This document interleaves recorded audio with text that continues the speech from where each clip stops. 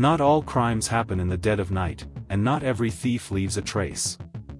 Some are plotted for months and executed with precision, while others unfold in seconds and leave the world in shock. From hidden tunnels beneath London, to castles in Scotland stripped of priceless treasures, to a tiara stolen in less than a minute, these are not just robberies, they are performances of greed and audacity. They shook the nation, rewrote history, and left behind one haunting question: how did they pull it off? The City Bonds Robbery, London, 1990. London, 1990.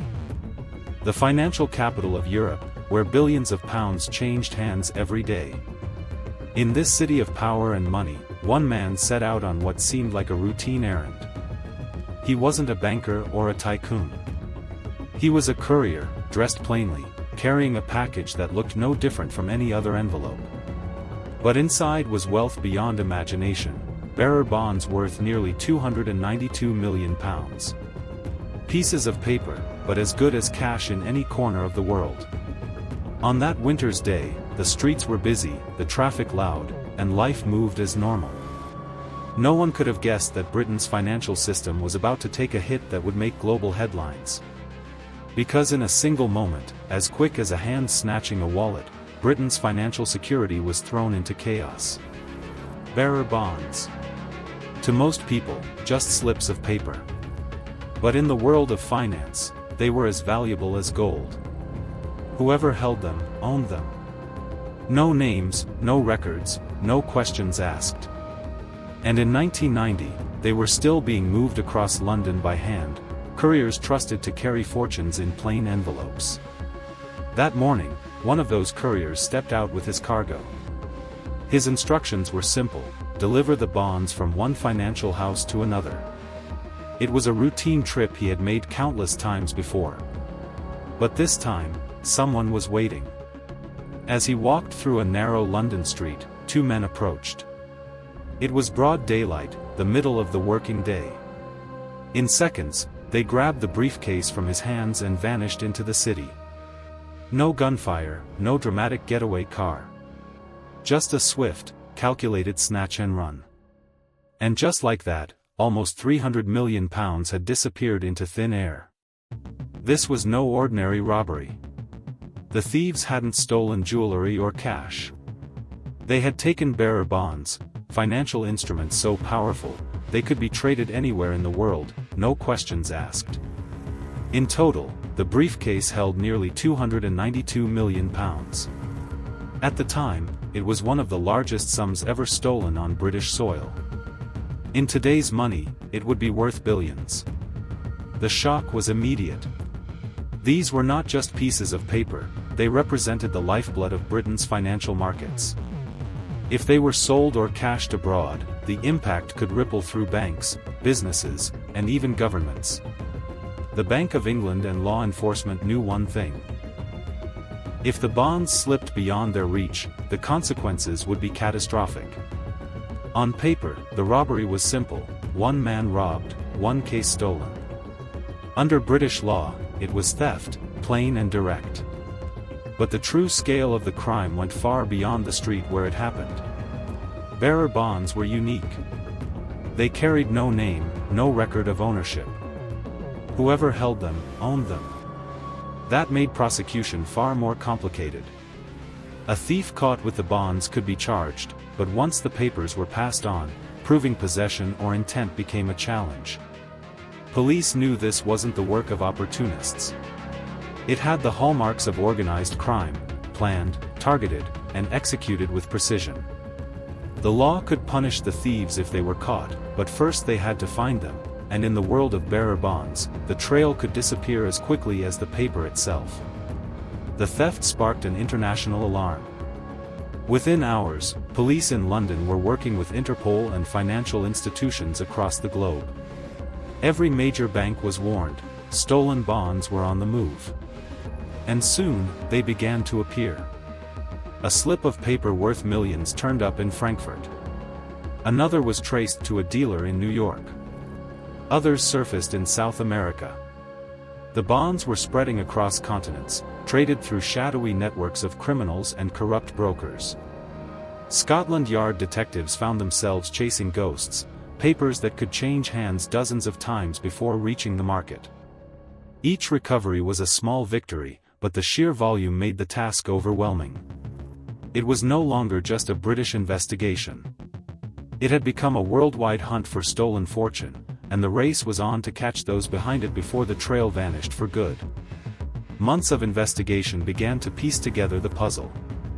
This was no lone snatch and grab. Behind the daylight robbery was a web of organized crime figures, dealers, and middlemen skilled in moving money across borders.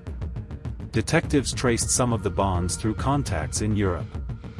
Surveillance operations, wiretaps, and coordinated stings slowly closed in on the network. One by one, suspects were identified, men linked to gangs with international reach. Arrests followed. In London, several key players were taken into custody. Some bonds were recovered in bank vaults, others seized in raids abroad. But even as police celebrated their breakthroughs, huge sums remained missing. The investigation proved what many already suspected: this was not just a robbery. It was a sophisticated operation, carefully planned and executed by professionals who knew exactly how to exploit the system. When the suspects were brought before the courts, the scale of the crime was laid bare. Prosecutors argued it was one of the most audacious financial thefts in British history, a robbery that threatened not just a courier on a city street, but the stability of the nation's financial markets. Those convicted faced charges of theft, conspiracy, and handling stolen securities. The evidence showed how the bonds had been moved through criminal channels, cashed, and laundered in countries far beyond Britain's borders. Sentences were heavy.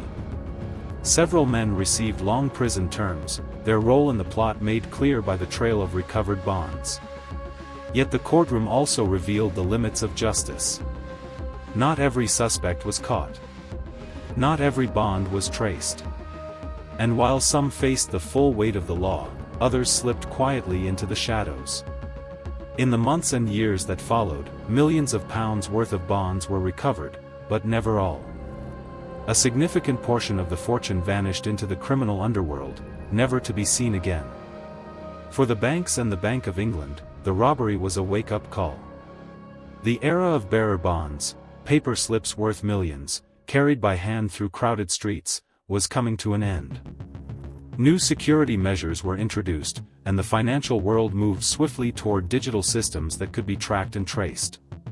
Yet the robbery left behind more than financial loss. It exposed the vulnerabilities of a system built on trust, and it showed how quickly that trust could be broken. To this day, the City Bonds Robbery remains one of Britain's largest and boldest financial heists. A crime born not of violence, but of opportunity, and a reminder that sometimes, the greatest fortunes can vanish in the blink of an eye. The Baker Street Bank Burglary, London, 1971. London, September 1971. The city was settling into a quiet weekend. Shops had closed, the streets were calm, and Lloyd's Bank on Baker Street locked its vault for 2 days of silence. Just a few doors down, a new business had opened, a leather goods shop. From the outside, it looked ordinary. But behind the shuttered windows, something extraordinary was happening. A group of men had no interest in selling handbags or wallets. Their plan was far more daring. Armed with shovels, picks, and walkie-talkies, they were digging their way beneath the streets of London, straight into the heart of the bank's vault. What began with shovels and walkie-talkies ended as one of Britain's most audacious bank burglaries. The plan was as simple as it was daring. Weeks before the break-in, the gang rented a small leather goods shop just 2 doors away from Lloyd's Bank. To neighbors, they were businessmen preparing to open for trade. In reality, the shop was nothing more than a cover. Night after night, when the high street was quiet, the sound of picks and shovels echoed underground. The gang dug a tunnel more than 40 feet long, carving their way through London clay, timbering the passage as they went. They worked by torchlight, their progress slow, but their determination relentless. Above ground, lookouts used walkie-talkies to scan police channels, making sure no one suspected a thing. And as the tunnel crept closer to the bank's vault, explosives were ready to punch through the thick concrete floor. It was a plan born of patience, precision, and raw nerve, a crime literally built beneath the feet of London. On the night of Saturday, September 11, 1971, the gang put their plan into motion. After weeks of digging, their tunnel reached the reinforced floor of the vault. Now, only inches of concrete stood between them and a fortune. Using explosives, they blasted through the floor, sending shockwaves through the silent bank above. Dust settled, the air grew thick, and then, silence again. When the smoke cleared, the way was open. One by one, the men climbed into the vault, their torches flickering across rows of safe deposit boxes. Inside were jewels, cash, gold, and secrets worth millions. They smashed open the boxes, filling bags with anything of value. Meanwhile, on the street above, a lookout sat in a car, communicating through walkie-talkies. Every movement, every whisper, was coordinated. By the time they were done, the vault had been stripped of valuables worth an estimated £3 million, the equivalent of over £40 million today.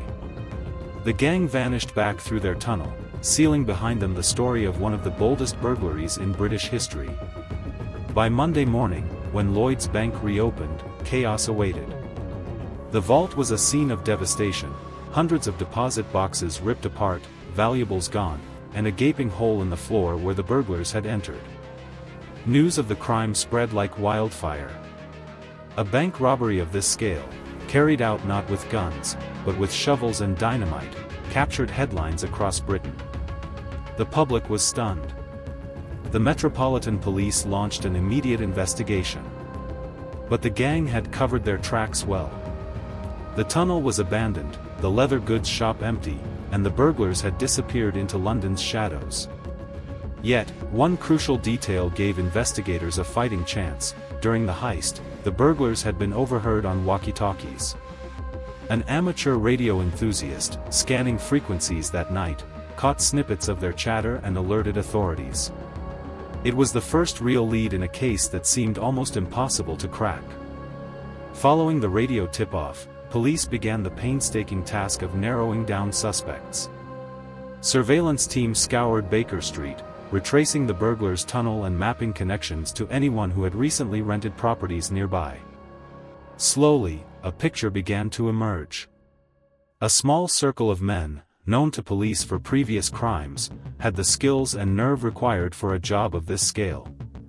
Months of detective work paid off when several suspects were arrested, including Anthony Gavin, a career burglar believed to be the ringleader.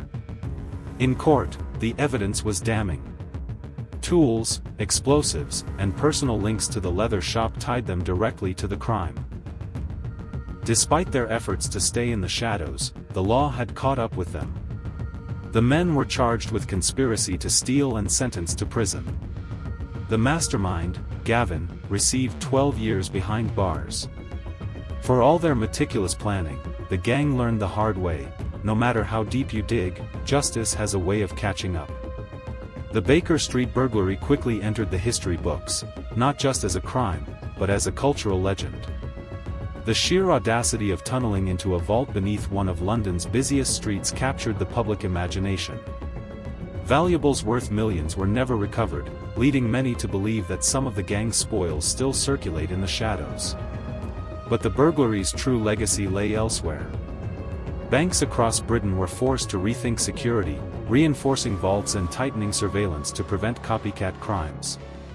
The story inspired films, books, and endless speculation about what exactly was taken that night. Some even whispered that secrets locked away in those deposit boxes, sensitive documents, compromising photographs, were of greater value than the money or jewels. Decades later, the Baker Street robbery still stands as one of Britain's boldest burglaries, a reminder that sometimes the greatest risks are taken not with violence, but with patience, cunning, and a shovel. The Drumlanrig Castle Art Theft, Scotland, 2003. August 2003, Dumfries and Galloway, Scotland. The grand halls of Drumlanrig Castle were open to the public, as they had been for years.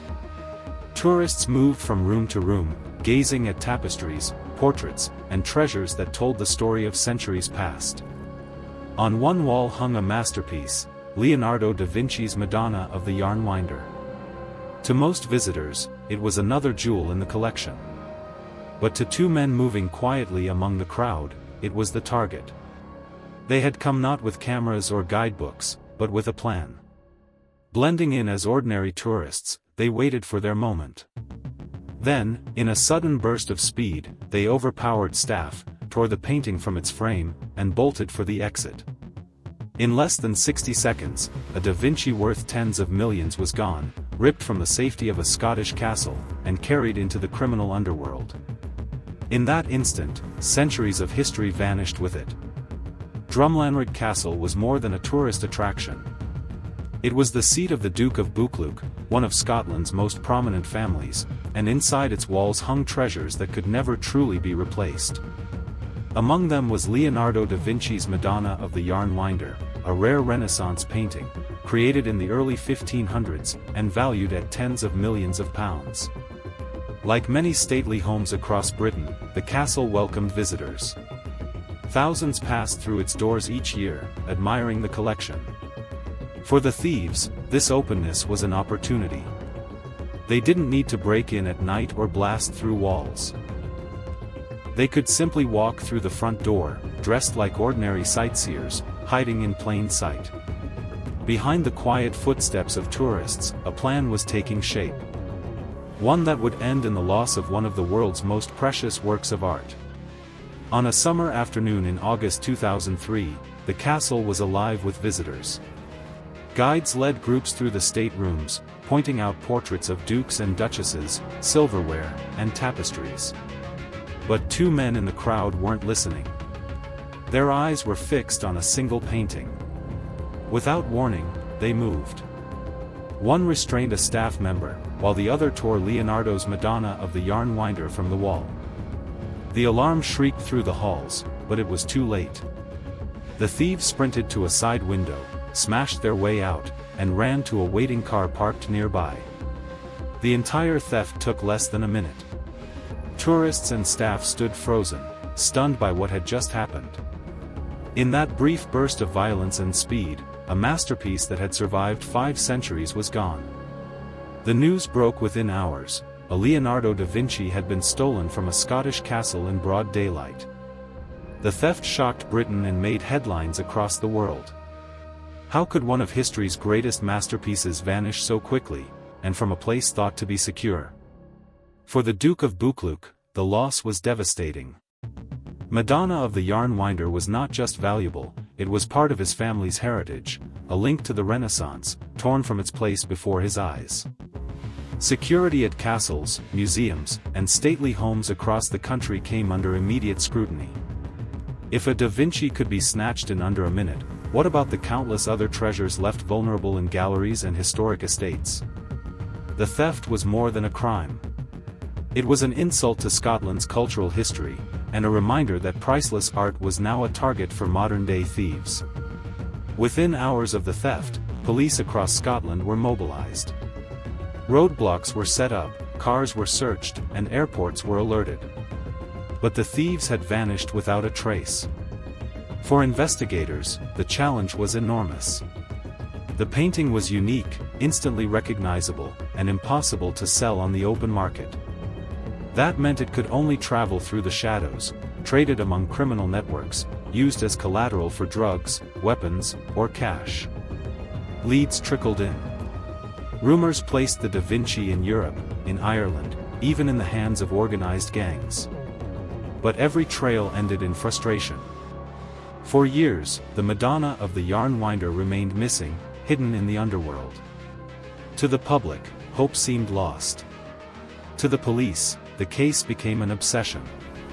They knew the painting was still out there, the question was, how to bring it home. For years passed. Then, in 2007, a breakthrough. After months of undercover work, police in Glasgow launched a sting operation. The target, a group of men trying to broker the sale of the stolen Da Vinci. Posing as buyers, detectives gained the gang's confidence. When the painting was finally brought to the table, the trap was sprung. Officers stormed in, seizing the Madonna of the yarn winder and arresting those involved. Astonishingly, the masterpiece was almost completely unharmed. After years hidden away in the criminal underworld, it returned to Scotland, its colours as vivid as the day Leonardo painted them. The arrests in Glasgow brought the long investigation to its climax. Several men were charged, not just with handling stolen goods, but with conspiracy to extort. The theft of a Leonardo da Vinci was not an ordinary crime, it was treated as a matter of national importance. In court, the evidence from the sting operation was laid bare. Meetings, coded conversations, and the moment the painting was offered for sale all tied the men directly to the crime. One by one, convictions followed. Sentences ranged from several years behind bars to long-term restrictions on the ringleaders. The message was clear: those who steal treasures of global importance would face the full weight of the law. The recovery of Leonardo's Madonna of the yarn winder was celebrated as a triumph, but the theft left scars. For 4 years, one of the world's most priceless works of art had been hidden in the shadows, traded like contraband. For museums, castles, and galleries across Britain, the lesson was clear: heritage sites needed tighter security, no matter how historic or welcoming they seemed. The theft sparked investment in surveillance, alarm systems, and training for staff guarding irreplaceable treasures. For the Duke of Buccleuch, the return of the painting was bittersweet. The masterpiece was home, but the memory of how easily it was taken never faded. Today, the Drumlanrig Castle theft remains one of the boldest art crimes in modern Britain, a story of greed, audacity, and a reminder that even the greatest works of genius can be gone in less than a minute. The Waddesdon Manor Heist, Buckinghamshire, 2003. Buckinghamshire, June 2003. Inside Waddesdon Manor, the rooms glittered with treasures, gilded furniture, rare porcelain, and one of the world's greatest collections of gold snuff boxes. Each piece told a story. Some had once belonged to kings, others crafted by master goldsmiths for European nobility. Together, they formed a collection unmatched anywhere in the world. But in one single night, that history was ripped away. Thieves struck with precision, smashing their way into display cases and carrying off more than 100 pieces of priceless art. It wasn't just a burglary. It was a raid against culture itself. And by the time the alarms had fallen silent, centuries of heritage had vanished into the dark. Waddesdon Manor was no ordinary home. Built in the 19th century by Baron Ferdinand de Rothschild, it was a showcase of wealth, taste, and history. By 2003, it had become one of the National Trust's most visited estates, drawing thousands each year to marvel at its art and treasures. Among its greatest prizes was the Rothschild collection of French 18th-century gold snuff boxes. Exquisite works of craftsmanship, encrusted with jewels and chased in gold, they were once handled by kings, emperors, and aristocrats. For collectors, their value was immeasurable. But for thieves, they were something else: portable, priceless, and highly desirable. Though Waddesdon Manor was equipped with alarms and security, the collection was displayed openly in glass cases. For those bold enough, it was a target waiting to be taken. On a June night in 2003, the gang made their move. With practiced precision, they broke into Waddesdon Manor and headed straight for their prize, the gold snuff boxes. Glass cases were smashed apart in seconds. The thieves ignored larger or less valuable pieces, focusing only on the rarest and most precious boxes. They knew exactly what they wanted, lifting more than 100 objects with speed and efficiency. Within minutes, the raid was over. Alarms wailed through the manor, but by the time security arrived, the thieves were gone, and with them, one of the world's finest collections of decorative art. It was not the work of opportunists. This was a carefully planned, highly professional theft, carried out with the precision of men who knew both the risks and the rewards. The news hit the art world like a thunderclap. Over 100 gold boxes, each one carrying history, craftsmanship, and irreplaceable value, gone overnight. For the Rothschild family, it was more than a theft. These were not just museum pieces, but fragments of their legacy, collected across centuries. Now, their glittering cases stood empty, a haunting reminder of what had been lost. Experts warned that the stolen treasures would be nearly impossible to sell openly. Their uniqueness made them instantly recognizable, yet in the shadowy world of black market art, such objects could vanish forever. Investigators scrambled for leads, but the trail grew cold. Despite global alerts and widespread media coverage, only a handful of the boxes have ever been recovered. For the rest, their fate remains a mystery, scattered into private vaults, traded in secrecy, or perhaps melted down for their gold. From the very beginning, detectives treated the Waddesdon Manor raid as more than a simple burglary. This was organized crime. The planning, the speed, the precision, all pointed to a highly professional operation. Under British law, burglary of a dwelling or heritage site carries severe penalties, and when cultural property of international importance is stolen, the stakes are even higher. Police worked with Interpol, auction houses, and private collectors in a desperate attempt to trace the missing treasures. Roadblocks were set up across Buckinghamshire, forensic teams scoured the grounds, and international alerts were issued. Yet despite the massive response, suspects slipped through the cracks. No major arrests were made in the immediate aftermath, and the gold boxes, priceless in value, but impossible to disguise, had vanished without a trace. For years, the case stood as a painful reminder of how vulnerable even the most protected collections could be. And though time passed, the law never closed its file.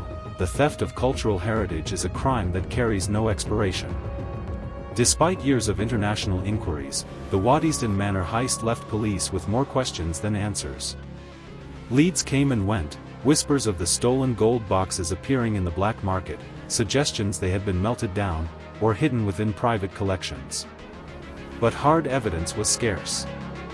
No single mastermind was ever convicted for the theft itself. Some suspects were questioned, but without the treasures being recovered, the prosecutions never gained enough strength to secure lasting convictions. The law, however, remained firm. Anyone caught handling or attempting to sell the stolen items would face charges of handling stolen goods, conspiracy, and heritage theft, crimes that carry heavy sentences under British law. Yet, without the boxes, without the trail, justice remained elusive. For the Rothschild family and the nation, it was not just the loss of objects, but the theft of history. And to this day, the Waddesdon Manor heist stands as one of Britain's greatest unsolved cultural crimes. The theft at Waddesdon Manor left a scar that went far beyond Buckinghamshire. Over 100 priceless 18th-century gold boxes, each with its own story, craftsmanship, and connection to European history, were gone. For curators and art historians, the heist was not just a crime, but a cultural catastrophe. The Rothschild collection had been one of the finest in the world, and its loss shook museums across Britain. Security measures were reviewed, heritage sites tightened their defenses, and a new awareness spread about how vulnerable even the most protected treasures could be. But for the public, the greatest pain was knowing that works of art meant to be shared with the world were now hidden, perhaps forever. Some believed the boxes were broken apart for gold, others hoped they survive, locked away in secret, waiting to be discovered. 2 decades later, the Waddesdon heist remains a chilling reminder: when history is stolen, it's not only objects that vanish, but centuries of heritage and identity. The Portland Tiara theft, Nottinghamshire, 2018. Nottinghamshire, November 2018. The Portland Collection, a treasure house of British aristocracy, holding centuries of history within its walls. Inside, beneath bright display lights, sat one of the most dazzling symbols of royal heritage, the Portland Tiara. A masterpiece of Cartier design, commissioned in 1902 for the coronation of Edward VII, its diamonds had once caught the eyes of kings, queens, and statesmen. For more than a century, it stood as a glittering reminder of Britain's royal past. But on one cold November night, that history was shattered. A group of thieves stormed the gallery, armed with power tools. In a storm of sparks and glass, they smashed into the armored case. In less than 60 seconds, the tiara and its matching brooch were gone. 1 minute. That was all it took for a priceless piece of British heritage to vanish. And as the alarms screamed into the night, the question echoed far louder: how could one of the... They didn't act on impulse. Over time, members of the gang posed as visitors, moving through the gallery to survey entry and exit points, film staff routines, and map camera blind spots. They tested timings, noted how long alarms took to draw a response, and rehearsed the route from display case to car. On the night, everything was executed with precision. A small team entered the Portland Collection Gallery while lookouts held position outside. Using power tools, they cut through the armored display case. Glass broke, sparks flew, and alarms sounded, but the thieves had engineered the operation around those seconds. One member lifted the Portland Tiara and a matching brooch, handed them to a partner, and they vanished toward a waiting vehicle. The entire raid took less than a minute. The getaway car was later linked to the attack and found burned a short distance away. It was a textbook smash and grab, careful reconnaissance, focused targeting of the most valuable items, and a fast, planned escape, a combination that left the tiara's fate uncertain and made recovery dramatically harder. The Portland Tiara was no ordinary jewel. Crafted in 1902 by Cartier, it was commissioned for Winifred, Duchess of Portland, to wear at the coronation of King Edward VII and Queen Alexandra. The tiara, glittering with diamonds set in platinum, symbolized the height of Edwardian elegance and the enduring power of Britain's aristocracy. For generations, it had remained within the Portland family, not locked away in secrecy, but displayed with pride, a crown jewel of the family's heritage.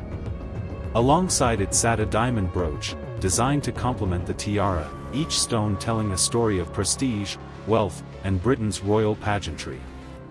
Experts described the tiara as priceless. Not only for its value in gold and diamonds, but for what it represented. The craftsmanship of Cartier, the legacy of the coronation, and the historical continuity of one of Britain's most influential families. To lose it was not simply to lose jewelry, it was to erase a tangible link to the nation's royal past. And that made the theft more than just a crime of greed. It was, in every sense, the theft of heritage. The break-in triggered alarms across the Portland collection, and within minutes, security staff and police were on the scene. But by then, the thieves had already vanished. Detectives launched a nationwide investigation. Every second of CCTV footage was reviewed, tracing the movements of the suspects before and after the raid. Forensic teams searched the gallery for DNA, fingerprints, or tool marks that could point to the culprits. The getaway car, found burned a short distance away, gave investigators their first major clue. It revealed planning and professionalism, a hallmark of organized crime. The stolen tiara and brooch, however, posed a unique challenge. Unlike cash or electronics, such iconic pieces could not be sold openly. Interpol and Europol were alerted, auction houses were quietly warned, and customs officers were placed on alert for smuggling attempts. Yet weeks turned into months, and there was no sign of the jewels. Detectives became convinced the thieves had either hidden the tiara in the criminal underworld, or worse, broken it apart, the diamond stripped and scattered, the history destroyed forever. But the investigation did not end there. Every lead, every connection, was pursued. And slowly, the pieces of the puzzle began to emerge. The investigation eventually led detectives beyond Nottinghamshire, into the networks of organized crime. Surveillance, phone records, and tip-offs began to connect names to the raid, men with histories of burglary, robbery, and gang activity. In 2019, arrests were made. Among those charged were individuals accused of conspiracy to commit burglary and handling stolen goods. In court, prosecutors laid out the story, the planning, the tools, the burned getaway car, and the targeted precision of the heist. The defense argued lack of evidence, but the weight of circumstantial proof, combined with phone data and witness accounts, tied the suspects to the crime. British law is clear: burglary of cultural property carries severe consequences, especially when the stolen item is deemed a national treasure. For the accused, this was not treated as a simple smash and grab, but as organized heritage crime, a category that carries heavy prison terms. By 2022, several of the men involved received multi-year sentences. Yet despite the convictions, the Portland Tiara and its matching brooch were never recovered. For the police, justice had been served against the thieves. But for the nation, the jewels themselves remained missing. When the case finally reached court, the evidence presented painted a picture of meticulous planning and audacity. Prosecutors described how the thieves had studied the Portland collection for weeks, timed the raid to perfection, and executed it in under a minute. The defendants faced charges of conspiracy to commit burglary, handling stolen goods, and offenses linked to organized crime. The judge emphasized the severity of the crime. Not only were valuable items taken, but cultural heritage had been violated. Sentences were handed down: several years in prison for the ringleaders, with additional penalties for those aiding in the planning or escape. The courtroom echoed with the weight of history, a reminder that crimes against heritage are treated with the same gravity as violent offenses. Yet, even as the gavel fell, one crucial detail remained unresolved: the Portland Tiara itself, and its matching brooch, had never been recovered. While the law had caught the criminals, the treasures they stole were still lost to the world. The theft of the Portland Tiara sent shockwaves through the UK and the world of heritage collections. For the Portland family, it was more than a loss of jewels, it was the theft of history, a tangible piece of Britain's royal and cultural legacy. For museums, galleries, and stately homes across the country, the raid served as a wake-up call. Security measures were re-evaluated, display cases reinforced, alarms upgraded, and staff trained to respond to even the swiftest, most professional crimes. Yet despite these measures, the tiara and its matching brooch remain missing. Experts fear they may have been broken down, the diamonds scattered and sold, erasing centuries of history in minutes. The Portland Tiara theft remains one of the boldest and most infamous heritage crimes in modern Britain, a stark reminder that treasures of the past, no matter how secure, can vanish in an instant. The thieves may be behind bars, but the tiara itself is still out there, hidden somewhere, a century-old masterpiece lost to the shadows, waiting for its story to be completed. From the daylight audacity of the City Bonds Robbery, to the underground precision of the Baker Street Bank Burglary, from the daring theft of Leonardo's Madonna of the Yarn Winder at Drumlanrig Castle, to the professional stripping of Waddesdon Manor's priceless gold boxes, and finally, the smash and grab of the Portland Tiara, these crimes share one thing in common: greed, skill, and an unyielding determination to defy the law. Each heist reminds us that no matter how tight the security, no lock is ever truly unbreakable. They were executed with meticulous planning, bold execution, and, in some cases, audacity that almost seems impossible to comprehend. Yet behind every headline are real people, families, employees, and communities left shaken, and the nation forced to reckon with the fragility of its heritage. And this is not just a British phenomenon. Across Europe, Asia, and the Americas, similar heists unfold every year. Treasures stolen, masterpieces lost, fortunes vanished, proving that human ingenuity, when misapplied, can be as dangerous as it is impressive. Which one shocked you the most? The banks, the castles, or the crown jewels? Drop your thoughts in the comments, and don't forget to like, subscribe, and share for more true crime stories from around the world. Because behind every stolen treasure, there's a story waiting to be told, and Britain's history of heists is just the beginning.